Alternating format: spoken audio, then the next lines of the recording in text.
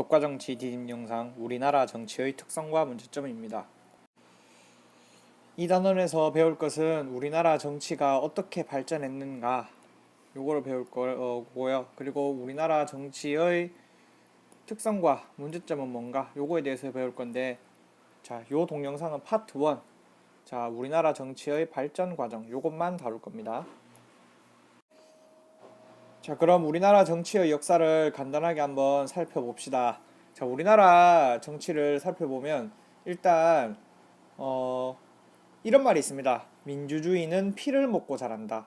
이런 말이 있는데 저절로 발전하는 민주주의는 없다는 소리예요. 세계에 민주주의를 하는 여러 나라들이 있지만 이제 민주주의가 잘 토착된 건, 정착이 된 건 유럽이죠. 근데 유럽의 민주주의를 보면 그 역사가 뭐 200년, 300년 뭐 이 정도 됩니다. 우리가 그 3대 시민혁명을 배웠죠. 이제 그때를 시작으로 보면 민주주의의 역사가 뭐 2, 300년 정도 된다고 볼 수 있는데, 우리나라는 민주주의 역사가 아주 짧아요. 60년 남짓. 자, 지금 우리가 소위 선진국이라 불리는 그런 민주주의 국가들, 처음부터 그런 민주주의가 잘 정착된 국가가 아니었습니다. 그 나라에서 여러 가지 갈등을 겪고 때로는 뭐 사람들의 생각이 달라서 전쟁도 하고 뭐 이렇게 하다가 민주주의가 정착이 된 거거든요. 그런데 우리나라는 민주주의 역사가 아주 짧아요. 60년밖에 안 되기 때문에 서구의 민주주의에 비해서 여러 가지 문제점이 나타날 수밖에 없는 거죠. 특히 60년 동안 온전한 민주주의도 아니었습니다. 이제 헌법은 민주주의를 한다고 되어 있었지만 아주 오랜 시간 동안 권위주의 군사 정권의 지배하에 있었죠. 이승만 정권은 군사 정권은 아니었지만 아주 권위주의적인 그런 체제였고, 그리고 박정희 정권, 이제 유신 이전에는 선거로 뽑혔지만 이제 그 와중도 이제 뭐 완전한 공정한 선거라고는 볼 수가 없고, 그리고 통치 와중에서도 상당히 그런 민주적이지 못하고 권위주의적인 그런 체제가 나타났었죠. 그리고 그 다음 뭐 전두환 체제 역시 아주 권위주의적인 그런 체제가 있었습니다. 이제 이렇게 오랜 시간 동안 민주적이지 못한 정부를 겪었음에도 불구하고 우리나라는 민주정치가 정착한 성공적 사례로 평가받고 있습니다. 이 말은 우리나라 민주정치가 완벽하다는 말이 아니에요. 이제 우리나라랑 다른 비슷한 상황에 놓여진 여러 가지 아시아 국가들하고 비교해 봤을 때 우리나라 민주정치는 그나마 이제 발전했다, 이렇게 볼 수 있는데 실제로 그런 평가를 받고 있습니다. 자, 요 표는 이코노미스트라는 유명한 잡지에서 발표한 민주주의 지수입니다. 근데 여기를 보면 이제 완전한 민주주의에 속하는 국가들, 우리가 알고 있는 그런 여러 가지 선진국들이 놓여져 있죠. 뭐 북유럽 국가들이 상위에 놓여져 있고, 그리고 네, 뭐 다른 뭐 유럽 국가들, 그리고 북미 국가들 여기 모여 있습니다. 자, 그런데 우리나라를 봅시다. 우리나라를 보면 우리나라는 완전한 민주주의는 아니지만, 이제 완전한 민주주의는 아니고 결함이 있는 민주주의지만 그래도 뭐 세계 여러 국가들 중에서 높은 순위를 차지하고 있는 것을 볼 수 있습니다. 일본보다 순위가 높죠. 아시아 국가들 중에는 이제 가장 높게 나타나고 있습니다. 우리나라가 이제 짧은 시간 동안 권위주의적인 군사 정권을 겪었음에도 불구하고 이제 시민들의 힘으로 민주화를 이뤄내고, 그리고 평화적인 정권 교체도 성공했기 때문에 이런 평가를 받고 있는 건데, 자, 그럼 지금부터 우리나라 민주주의의 역사를 간단하게 살펴보겠습니다. 이제 민주주의 역사를 이제 통틀어서 전부 살펴보지 못하고 선생님이 우리나라 민주 정치의 역사 중에 중요한 9가지 장면을 선정을 했는데, 그 장면을 지금부터 한번 살펴보겠습니다.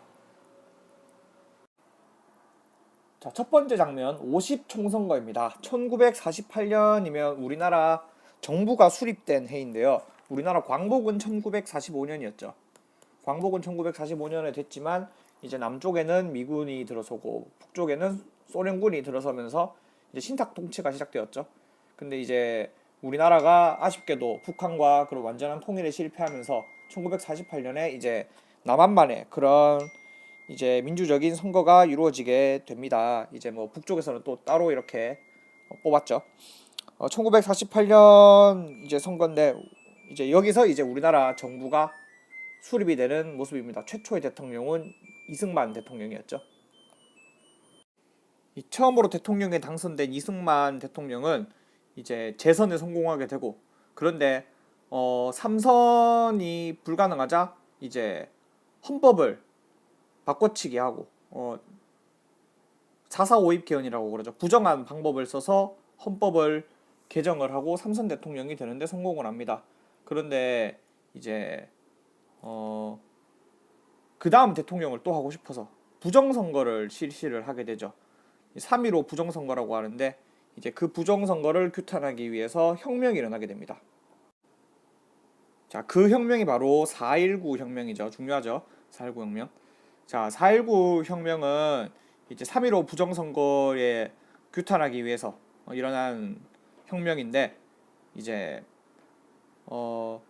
김주열 열사가 최루탄에 맞아서 마산 앞바다에 떠오르자 이제 그것을 본 시민들이 이제 분노하여 온통 거리로 나오게 되죠. 이 4.19 혁명은 이제 정말 중요한 게 우리나라 최초의 민주적 혁명이거든요. 성공한 혁명인 거죠. 1948년에 이제 선거를 했는데 단 거의 뭐 20여 년 만에 이렇게 혁명을 통해서 지도자를 교체한 그런 경험이 있는 나라였습니다. 그런데 4.19 혁명은 성공한 혁명이지만 미완의 혁명이기도 하죠. 완성되지 못한. 왜냐하면 그 이후에 장면 정권이 들어서지만 장면 정권이 5.16 쿠데타에 의해서 무너지고 다시 군사 정권의 시대가 도래하게 됩니다. 그 다음 사건인 5.16 군사정변. 군사정변은 이제 외국어로 하면 쿠데타입니다. 쿠데타. 5.16 쿠데타를 살펴보겠습니다. 자, 이 사람이 박정희죠. 박정희 소장을 중심으로 군인들이 쿠데타를 기획해서 무력으로 이제 장면 정부를 무너뜨리고 이제 박정희 정권의 통치가 시작이 됩니다. 이제 쿠데타를 하고 이제 선거를 통해서 박정희가 당선이 됩니다. 당선이 되어서 이제 쿠데타 때 내걸었던 그런 경제 성장에 가치를 내걸고 이제 우리나라는 군사 정권 하에서 그런 정부 주도 하에 그런 경제적인 그런 발전을 시작하게 됩니다. 자, 그런데 이 박정희가 1970년대에 와서 70년대에 거의 들어서서 김대중한테 선거에서 질 뻔하거든요. 거기서 이제 위기의식을 느낀 박정희 정권이 이제 유신을 선포하게 됩니다. 1972년에 이제 유신을 선포를 하면서 이제 더 이상 우리나라는 투표를 통해서 대통령을 안 뽑고 이제 완전한 독재 체제가 성립이 되는 거죠. 그리고 이 유신 체제는 대한민국에 3권 있죠. 3권. 입법부, 행정부, 사법부. 이 모든 권한을 박정희가 혼자서 독식하는 그런 완전한 독재 체제로 우리나라를 바꾸게 됩니다. 이제 이런 우리나라에 암흑기가 열리는데요. 이 박정희가 이제 나중에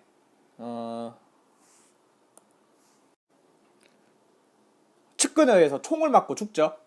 죽고 난 다음에 잠깐 최규하 정권이 들어서고 그 최규하 정권 하에서 또 이제 또 다른 군인들이 정권을 장악하려고 이제 탱크를 몰고 반란을 시도합니다. 그 군인들이 일으킨 반란이 1979년에 일어난 12.12 군사 반란, 12.12 쿠데타입니다.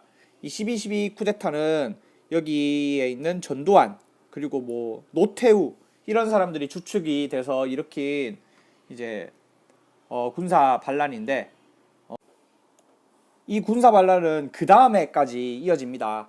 이어져서 그 다음에 일어난 5.18 민주화 운동을 잔인하게 짓밟은 다음 전두환이 대통령에 취임을 합니다. 이렇게 전두환이 정권 장악을 시도를 하려 하자 광주에 있는 처음에 대학생들을 주축으로 이제 5월 달에 민주화 운동이 일어나기 시작합니다. 그런데 이 대학생들이 운동을 하자 계엄군은 이제 대학생뿐만 아니라 여기에 참여하지 않은 시민까지 군대를 동원해서 학살을 하게 되는데요. 그 과정에서 이제 광주 시민들은 시위에 동참해서 이제 그 군인들과 맞서 싸우게 되죠. 하지만 이 광주 민주화 운동은 여러분들이 알다시피 이제 실패로 끝나고 결국은 전두환 정권이 무력을 통해서 정권을 탈취를 합니다. 이 광주 민주화 운동은 뭐 우리 유네스코에도 이렇게 등재가 될 만한 우리나라의 아주 자랑스러운 그런 역사기도 하죠. 이 전두환 대통령 역시 박정희 유신처럼 국민들의 투표에서 대통령을 하는 게 아니라 투표 없이 국민들의 투표 없이 그렇게 대통령을 계속 이제 2번 연달아서 수행을 하게 됩니다. 이제 여기에 이제 국민들이 다시 우리한테 이제 투표를 할 수 있게 우리의 권리를 되돌려 달라 이제 국민들이 일어나게 됩니다. 그 사건이 바로 6월 민주항쟁입니다. 1987년에 6월 민주항쟁을 통해서 우리나라는 다시 이제 국민들의 어떤 투표권을 되찾습니다. 투표권을 되찾고 이 민주항쟁이 아주 중요한 이유는 우리나라가 이제 본격적으로 민주화가 되는 그런 계기를 만들어준 그런 운동입니다. 그래서 우리나라가 민주화가 된 연도가 언제냐 이렇게 물으면 1987년이라고 대답을 할 수 있는 거죠. 이제 1987년 이후에 투표를 통해서 우리 국민들은 다시 대통령을 뽑을 수 있게 됐습니다. 이 6월 민주항쟁은 그 유명한 박종철이라는 대학생을 이제 고문을 하면서 경찰이 이제 고문을 하면서 그때 이제 죽었는데 박종철이 결국 경찰이 발표해서 책상을 탁 치니까 억하고 죽었다. 말도 안 되는 그런 소리를 하면서 이제 국민들의 어떤 분노가 이렇게 들끓게 돼서 이제 나중에는 대학생뿐만 아니라 직장인들까지 넥타이를 메고 이렇게 시위하러 나오는 그런 결과를 낳게 됩니다. 이 6월 민주항쟁을 통해서 우리나라가 민주화가 다시 되죠. 그 다음 살펴볼 사건은 이제 1995년 김영삼 정권 때 전국 동시 지방선거가 이제 실시된 겁니다. 우리나라 지금 지방자치 국가라고 그러죠. 그런데 그 이전에는 우리나라는 이제 지방선거가 없었어요. 그냥 시장 이런 사람들은 중앙정부에서 정해주는 그런 존재였는데 지금 우리나라는 시장도 뽑고 구청장도 뽑고 시의원도 뽑고 구의원도 뽑고 하잖아요. 그게 이제 처음으로 실시된 게 1995년입니다. 자, 마지막으로 살펴볼 사건은 최초의 평화적 정권 교체가 일어난 1997년입니다. 이제 한나라당 후보였던 이회창 후보를 이제 그 당시 새천년 민주당이었던 김대중 후보가 이제 평화적인 선거를 통해서 더 이상 이제 뭐 군사 반란이라든지 그런 걸 통하지 않고 투표를 통해서 최초로 평화적 정권 교체가 우리나라에서 이루어지게 됩니다. 이거는 우리나라가 일본 같은 국가보다 오히려 빨랐어요.